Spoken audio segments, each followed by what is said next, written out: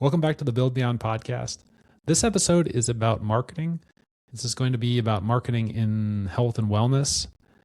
Mostly going to talk about supplements and nutrition.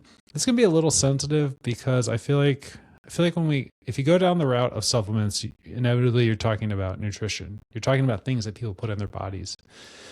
And because of how polarizing this can get, it's almost like talking to someone and asking them about religion or asking them who they voted for. People get very attached to certain dietary dogma, or I don't know.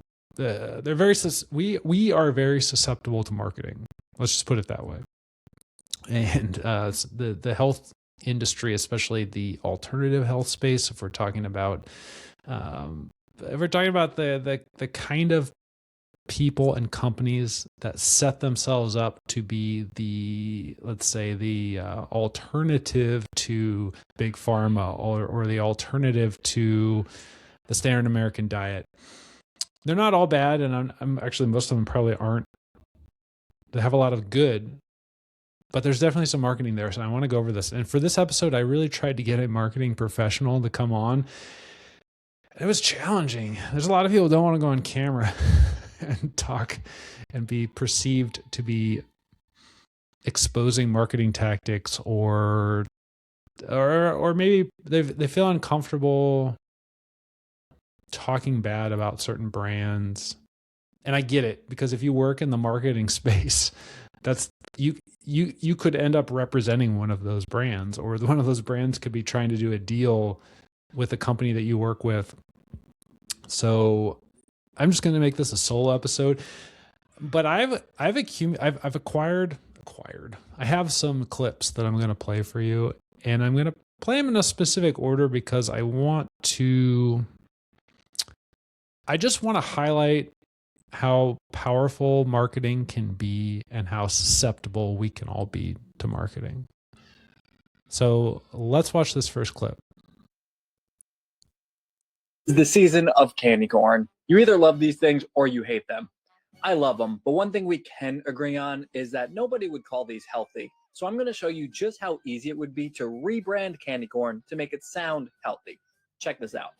For starters, I'm going to package the candy corn in a rustic looking pouch. And unfortunately, a product with candy in the name is never going to sound healthy, so we have to change that. Honey is actually one of the ingredients in candy corn, so I'm going to rename these Honey Harvest Kernels and add made with real honey. Still to this day, one of my favorite fun facts is if you stack candy corn up, it looks like a corn cob. So that's exactly what I'm going to use for the image on this package. But I do still want the focus to be on the honey, so I'm going to add a bunch of honeycomb onto the packaging too. And why not? Let's add some honeybees as well, give it more of that natural feel. I do still have to say that this is candy, so at the bottom, I will call this wholesome corn kernel candy, and I will add, to be honest, artificially flavored underneath that. It's just going to be small and buried at the bottom. To make them sound a little bit healthier, I will also add that they are fat-free and gluten-free. Now, candy corn does use corn syrup and artificial colors, but it doesn't use high fructose corn syrup or artificial sweeteners. So I'm going to add that to the top. And I don't like blank space, so I'm going to round things out with some golden corn stalks. And just like that, candy corn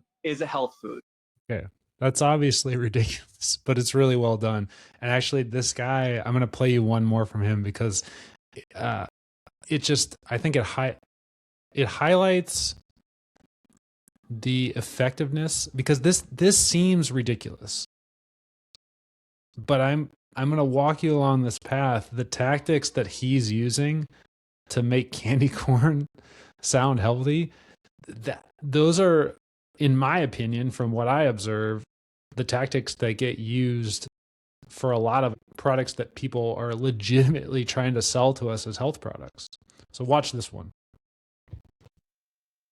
You can make any food sound like a health food just by using some clever branding and marketing tricks. But it seems like every decade we have a different view of what a health food actually is. So I want to try something. I'm going to take the best candy in the world and rebrand it into a health food for 5 different decades. Today we are all about protein, so it makes sense to rebrand Reese's into a protein bar. This is a king-size Reese's Big Cup because that does have 10 grams of protein and 4 grams of fiber. We don't need to mention the calories on it, but it looks like a protein bar. And we love our health food buzzwords these days: gluten-free, no cholesterol, no trans fat, and technically it is all natural. The 2010s is when the organic and natural movement really peaked, so we gotta lean into that. Are Reese's Cups natural?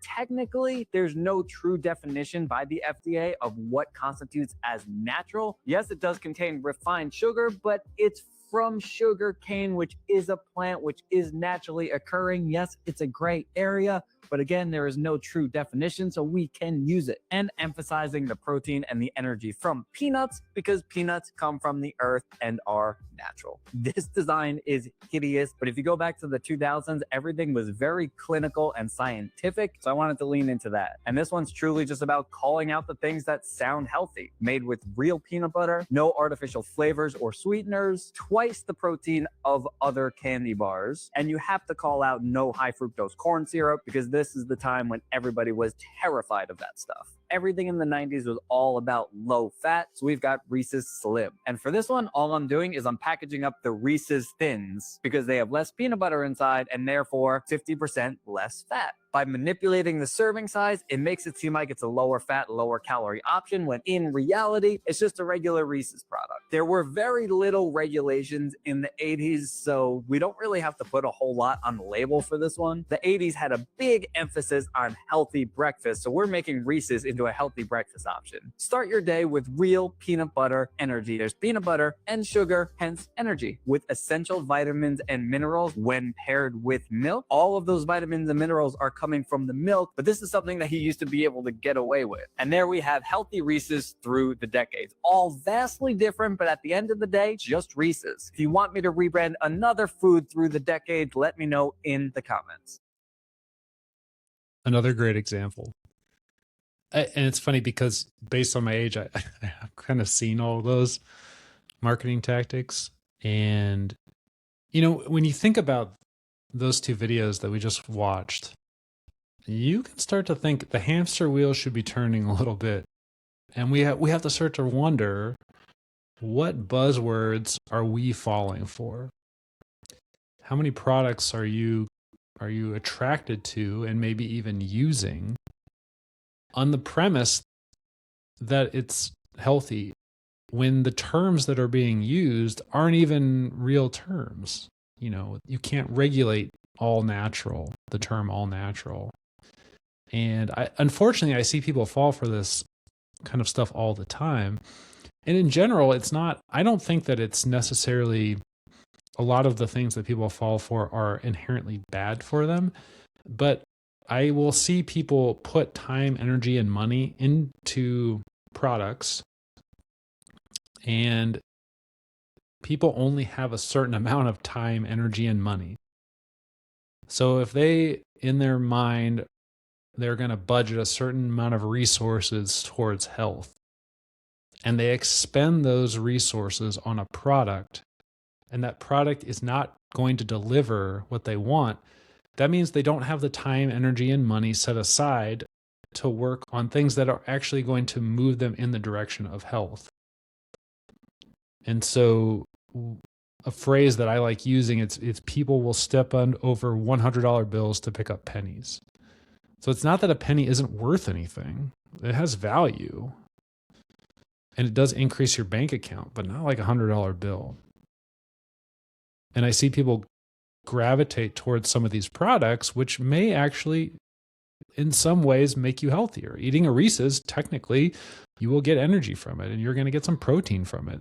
So there can be some positives there. It's just overall, when you look at it and you know Reese's is a candy and it's not a health food, you can see how ridiculous it sounds. So now I'm going to show you some commercials from an actual supplement company. And and then I'm going to give you some insight into this. And I want to say right now, I don't think this is a bad company. I'm not saying you shouldn't use this product. But now that we've seen some marketing tactics, the videos we just watched are intentionally ridiculous. I want you to watch these next. These are actual marketing. These are actually commercials, but look at it through that lens of thinking about what are the buzzwords? What are the colors being used? What's the design? Why? In what direction are they trying to? Because they're obviously trying to sell something. And then we'll talk about it after.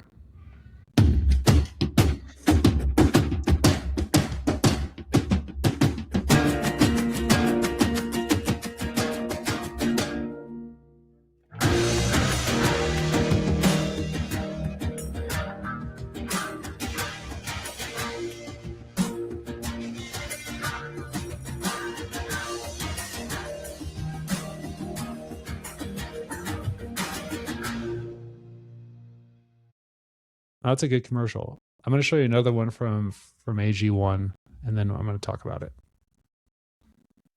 it. Giving your body what it needs can sometimes feel really complicated, but it doesn't have to be. We're Athletic Greens, here to make healthy habits beautifully easy for you. We designed AG1 to give your body the support it needs every day, combining the highest quality multivitamin, pre and probiotics, greens, and so much more. This is the future of foundational nutrition. One scoop once a day. Learn more at athleticgreens.com. Okay, that Athletic Greens commercial actually had words to it, and you can hear, so you're not just seeing the visuals and reading what's on the screen, you're hearing verbally what they're trying to say. They're selling it as a multivitamin, but then they're also saying it has other things like greens. So they're selling this almost as a replacement for actually eating fruits and vegetables.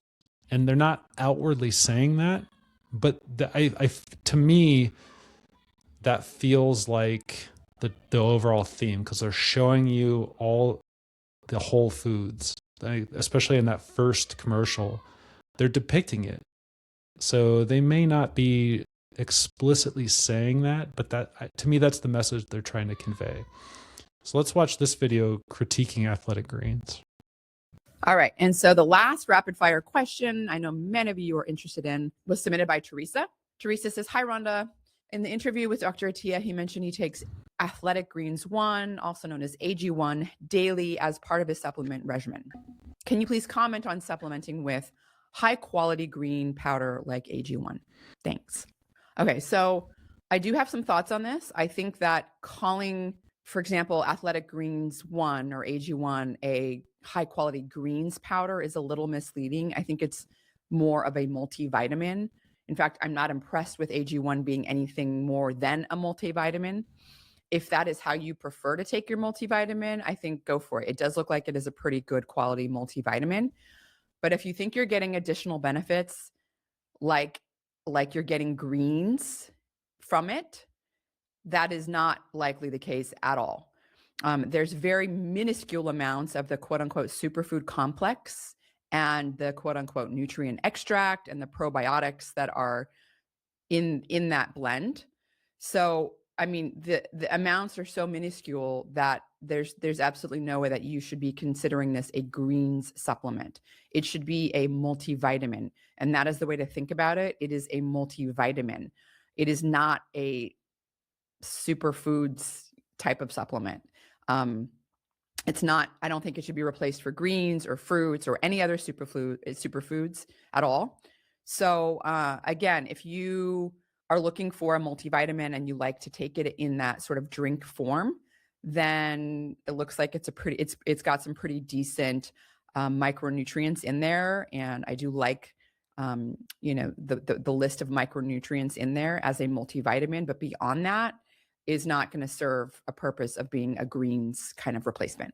And even the levels of things like probiotics in there it's like a drop in the swimming pool. It's so small. It's more like a placebo. I mean, it's very, very minuscule amount of probiotics and also the other complex things in there as well. So That's my thoughts on it.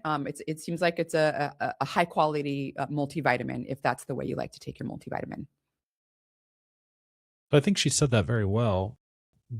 And I have heard a lot of other people mirror and say this very similar things. I have some more videos. I'm not going to show them. They're a little bit longer. If you want to see those videos, reach out and I'll send you the YouTube links. There's a journalist who dug into Athletic Greens a little bit and went through their website and looked at their claims and then actually reached out to them for their research and what do these terms actually mean. And his evaluation of the situation was somewhat similar, maybe a little bit more harsh, actually, that they're making claims. Some of the terms that they're using are not regulated terms. They can say whatever they want. Technically, it has greens in it and probiotics, but the levels are so low that is there a therapeutic benefit to it? Probably not. And not to say that there's obviously vitamins in it. So I think when people, and again, if you're going to buy Athletic Greens and you're just like, well, it's a good multivitamin, and you understand all of that, it's probably a decent product. But I think if you look at the commercials and you look at the marketing and you look at the direction they're pushing you, it's almost like, oh, you don't need to, you don't need to eat your fruits and vegetables. This is a whole greens product and it replaces that. And even though they don't explicitly say that, to me, that's where the marketing's pushing you. Now let's watch.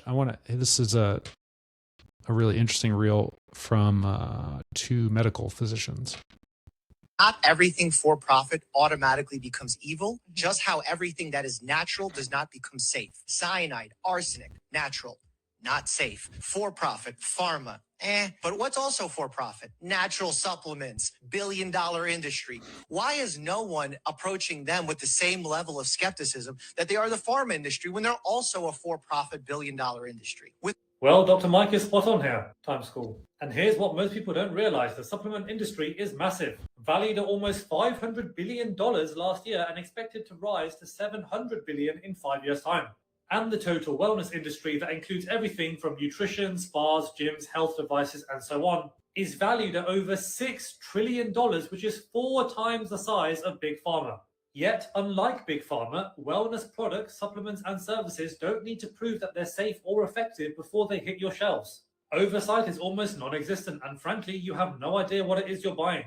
This study showed that over half of the top-selling immune support supplements had ingredients listed on the labels that were not detected through analysis, and they had undisclosed substances detected that were not on the product labels. This study that looked at supplements across a 7-year period in the USA alone identified 776 adulterated dietary supplements that included undisclosed drugs like sildenafil and synthetic steroids, and 20% contained more than one unapproved ingredient. And these are only the ones we know about that have been tested. Imagine how many thousands of supplements contain crap that we have no idea about. So while people attack Big Pharma for being profit-driven, they forget that medications have to go through millions of dollars worth of research and safety testing before they get sold to people, whereas supplements do not.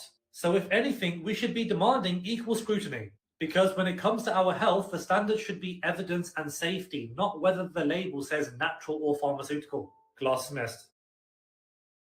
This exposes, I think, the potential issues that we have with supplement industry. And I'm saying this as an alternative healthcare provider. Now, I have a couple contracts with supplement companies. I haven't sold supplements in so long. The contracts just still exist. But I can tell you that it's a 50% markup. So if a medical doctor is going to accept money from a pharmaceutical company, that's at this point that's regulated. They're at least they're supposed to. That's supposed to be documented so that you could see that. And I think that there's even a website where you can look up those financial connections. Because Big Pharma, for all the things that's wrong with it, it is regulated. It takes a certain number of years and a certain amount of research to get drugs to market. There are regulations, and I'm not here defending big pharma, but what that video pointed out is that on the other side of the aisle, big supplement has almost no regulations. They don't have to do research to get things to market. Most of the terms that they use are not well regulated. And how could you know? Like, there's no one there policing them. And it's a multi-billion-dollar industry. And every pill that somebody sells, you make money off of it. So I feel like that's a little bit hypocritical, because what ends up happening is people who are really pushing supplements and really pushing these wellness terms that don't mean anything, they will stand here and they will say big pharma is bad, big pharma is evil, big pharma doesn't care about you, big pharma only wants to make money. And that all might be true, but then they set themselves up as the polar opposite. We are not like that. We're here for your health. So instead of spending money with big pharma, spend your money over here, buy my supplements. And it is hypocritical because we don't know what's in most of these supplements. And even if we do know, most of these supplements don't have any evidence to show that they do anything. So again, if you have the best case scenario, they're not making any changes. So you're probably not hurting yourself. But again, if you only have limited resources, you have limited time, you have limited money, and you have limited energy, and you're spending it on something that's not really going to move the needle, it's wasting time, it's wasting money, it's wasting energy. And I just hate to see people duped like that. And it's just a big problem.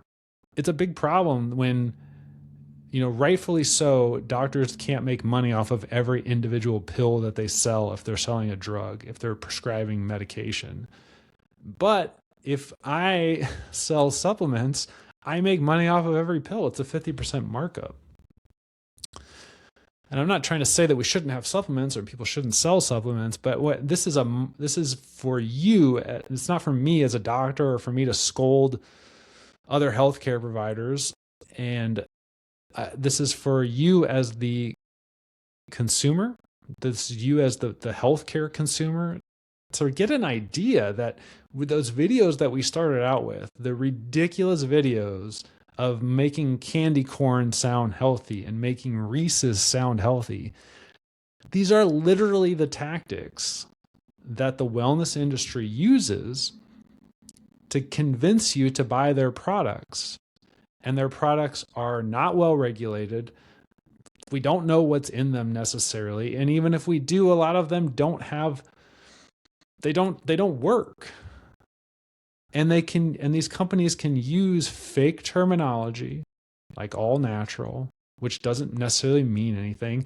And they can use images of whole foods and fruits and to make you think that that's what you're getting. There are so many ways that they can sidestep this to get you to buy the product. And it's not very genuine. And as those doctors said, it's not well regulated.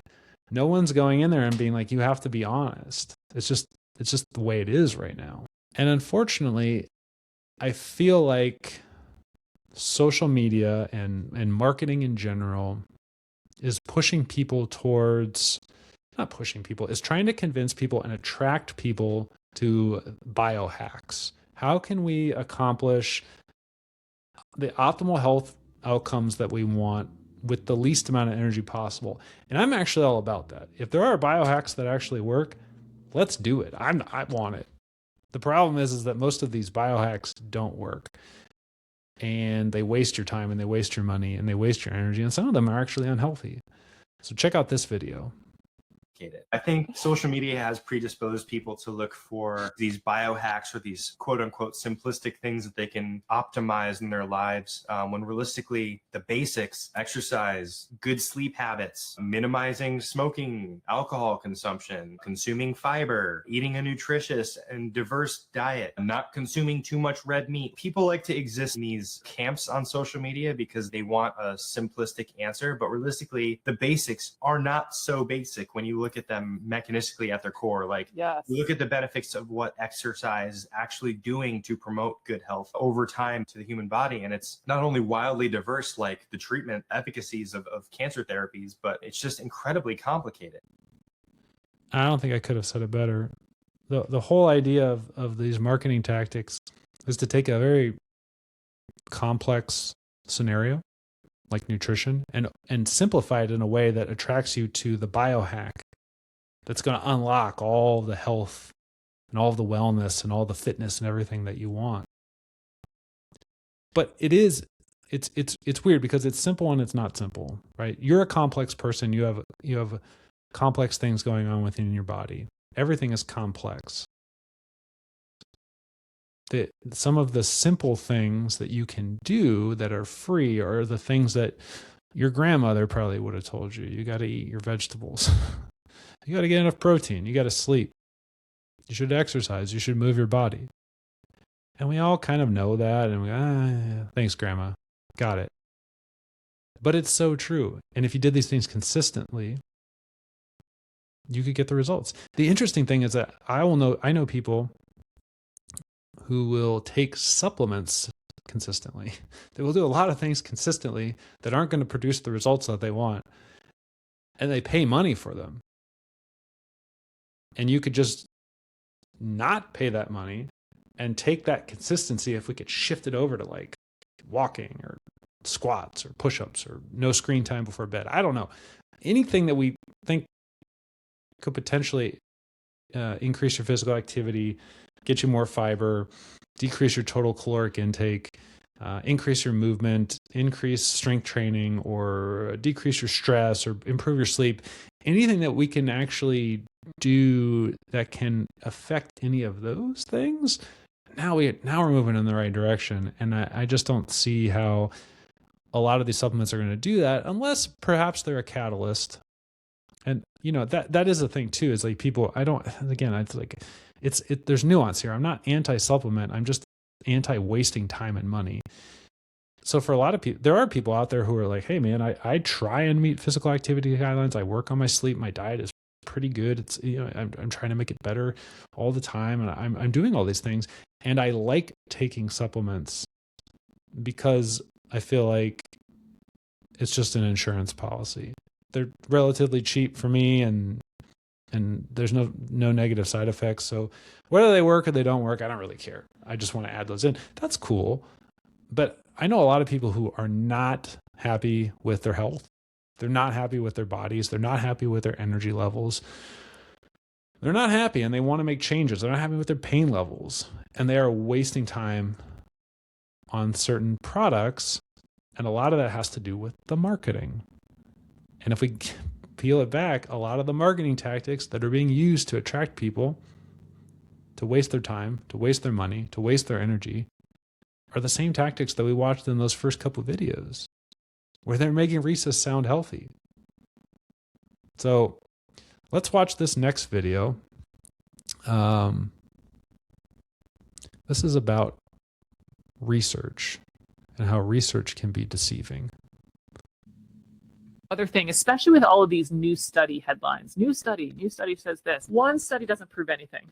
There's not one study that's going to come out and I'm like, oh my gosh, everything I said in the last 200 plus podcasts was wrong. There might be a little bit more nuance. There might be a little bit more understanding of some application in some specific scenario, but you want to think about each study as maybe a puzzle piece to like a 10,000 piece puzzle. These, the new study claims, I feel like this is not to be ageist, but I feel like this is kind of a this is kind of a boomer thing. I mean, not that we will all fall for it, but I just like you. If you watch the news, if you sit there and you watch the news long enough, You're going to get fed these commercials, or someone's going to come on. There'll be some serious news story, and then there's like and then they'll try and lighten it up. Like, new study says this, and they'll get some pseudo expert on there, or someone who sells the product, or that's come off of, that's from this, based on this new study.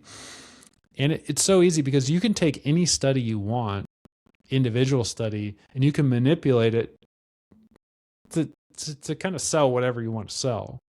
But the interesting thing is, at least within, if you look at the totality of research and what things say, we know some things. And from a health standpoint, if we're talking about things that we put in our body, we know that overeating is not good, right? Eating too many calories. We know that fiber in general is pretty good for you.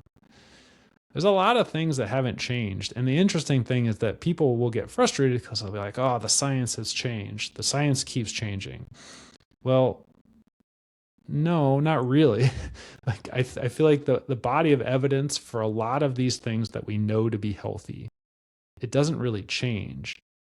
You just don't see, you only see the tip of the iceberg, and the tip of the iceberg is whatever social media trend or whatever's on the news or whatever marketing is popular right now. You see that tip of the iceberg, but the whole iceberg hasn't really shifted all of that much. So what have we known for a long time? Routine physical activity is paramount for health. Moving your body, and we can measure that in steps, but just getting up and moving and not being sedentary. On top of that, getting some resistance training, picking up heavy things is important. Strength is valuable. Cardio is valuable. Your VO2 max is important. Not that you have to know the number, but using your cardiovascular system and stressing it routinely. That's huge. We've known that. We know it. The body of research keeps saying that. So we should be doing that, and we should be trying our best to do that. I feel like fiber is good. Protein is good. And if you're looking at foods that are high in fiber and higher in protein, these are relatively unprocessed foods and natural whole foods. And I'm not here to demonize processed foods, because processed foods can be a great way to supplement and augment a diet. For example, whey protein powder is probably an ultra processed food. But I don't think we have any health problems because people are consuming too much whey protein. It's a nice alternative. It's a nice supplement. It's a nice way to augment the diet. So I don't think that the health research actually changes all that much. I think you will get independent studies every once in a while that are going to have some interesting findings. And that's the tip of the iceberg, and that's what you see, because that's the new sexy, interesting thing. And you can put a cool spin on it. You can make a product off of it. We can market it like we can market research. And if you can market candy corn as a healthy product, you can market anything. And so I think that is part of the problem. People are looking at this marketing, they're looking at social media, and they're we want the easiest route. We want the biohack, and we're getting sold it. People are thinking about what colors, what images, how should we present this? What are the terms? Does this term actually mean anything? Well, what does it mean? It doesn't mean anything. We can't be held accountable, but what does it mean when someone hears it? Is it deceiving, but not illegal? Unfortunately, that's kind of what is going through their heads. What kind of images are we? Yeah, this might not have enough. There might not, in our supplement, there might not be enough of this active ingredient for them to get a therapeutic benefit from it, but it technically is in there, so we can add it in. So let's put in pictures of the whole food products so that people feel like that's what they're getting, and then we don't have to explicitly say it. These are all the marketing tactics that we all are susceptible to. Now I'm going to end this with one more on artificial sweeteners, because I feel like when we're talking about studies being deceiving, artificial sweeteners is kind of one of those things that recently has been, I don't know, it's been kind of popular. 150-pound person could have 17 cans of Diet Coke, which is just over 6 liters. And they could expect no negative health effects from that if they were to consume that every day. That's an insane amount of Diet Coke.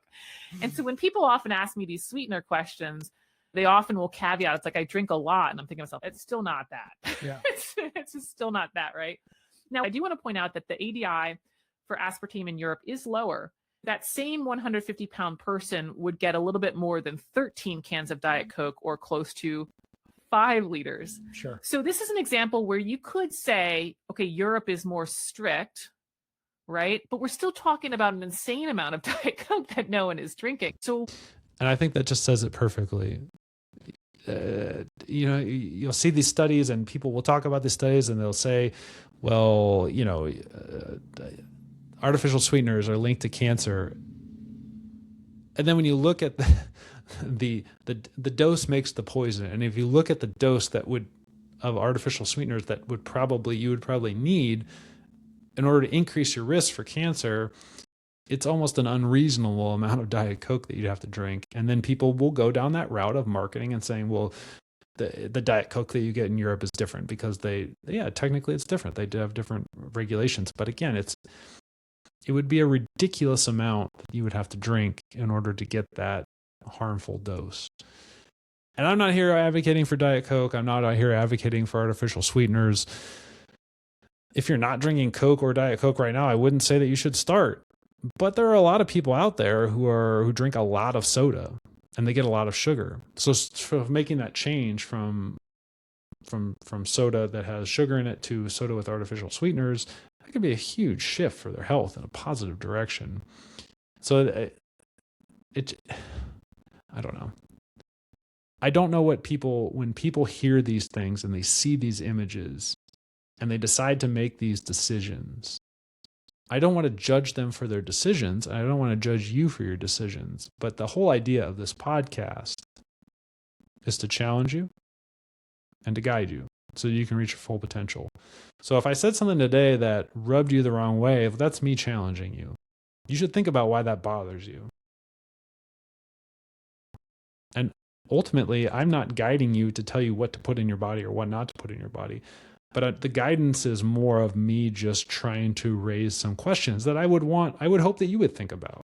And maybe you haven't. And that's why I'm giving you this idea, like, wow, should I think about that? And when you look at the ridiculousness of the the fake marketing tactics for making Reese's peanut butter cups healthy, you can now look at through that lens when you look at some of these other commercials and these other marketing, and you can see the marketing tactics.